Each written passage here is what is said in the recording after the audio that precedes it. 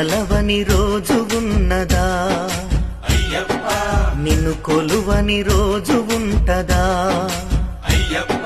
నువ్వు లేని చోటు ఉన్నదా? నువ్వు రావనే మాట ఉంటదా? నిన్ను తలువని రోజు లేదు, నువ్వు లేని చోటు లేదు.